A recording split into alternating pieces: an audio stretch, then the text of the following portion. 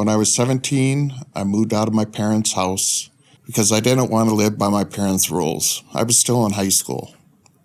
I partied, I drank, I smoked weed without a care in the world. Then one night, I had some friends over and we were drinking. One of them brought over some cough and cold pills. I took a whole box and drank on top of it. I remembered waking up sometime later, not realizing where I was. It turns out 2 days had passed. I had no idea how I had gotten there. I was told that one of my roommates had carried me up to the hospital on his shoulders.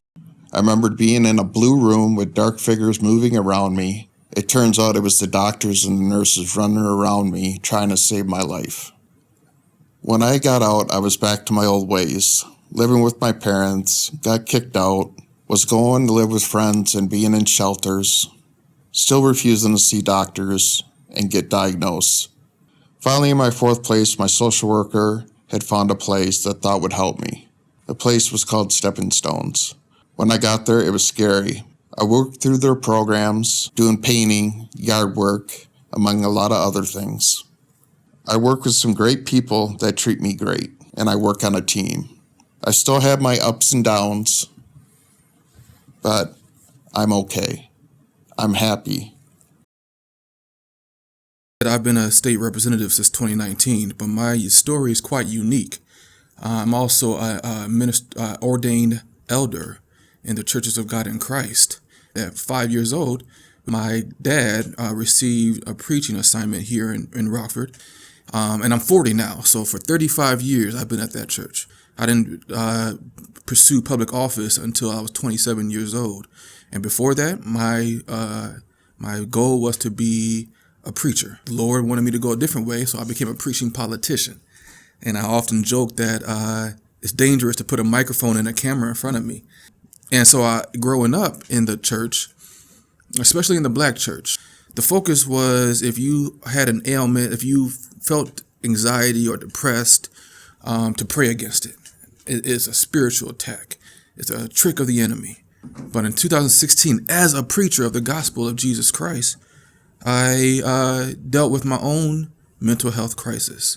I experienced suicidal ideology. Now, thankfully, I was able to bounce back and find a way to get from where my thoughts that at that time.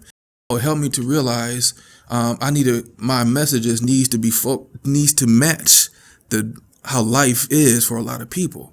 That ideation I had served its purpose, but it also helped me to realize that the fight must go on. So now I'm your state representative, and I'm not afraid to tell that story. I feel like that story makes me be in a position where I can understand. The stigma around mental illness is declining, but now it's important for us to be intentional in completely destroying that stigma. And mental illness has no respect of persons. It doesn't matter if you are Republican or Democrat, male, female, black or white, preacher or not. Mental health has no respect of persons. It could affect and have a toll on anyone. I experienced many years of childhood physical, mental, and emotional abuse and neglect right up to the day that I moved out of the house 2 weeks shy of high school graduation. The years of physical abuse and the emotional neglect left me struggling with trauma. In my mid-20s, I went to a counselor for the first time because I was feeling blue. I didn't have a better way to describe the depression that I was experiencing. In my early 20s, I got married. I had 2 children. I ended the marriage. I lost the relationships with my children. As the years went by, my mental health struggles increased until in my 40s, I attempted suicide 3 times. At that time, I saw no way out. I became a recluse, seeing no one except my counselor. Enter my next-door neighbor, Kathy. One day we got to chatting in the driveway. During our conversation, I asked her what she did. She replied, "Thanks be to God, I am able to be a stay-at-home wife and mother." I remember thinking, oh no, I got one of them Bible thumpers living right next door.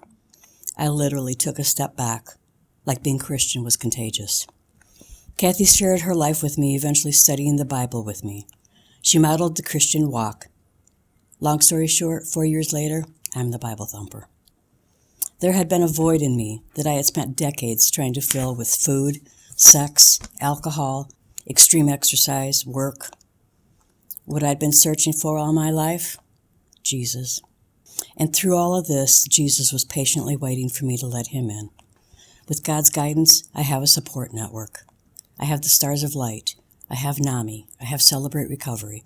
I have my church family. I have my counselor. I have people. I went from being a suicidal recluse to having people.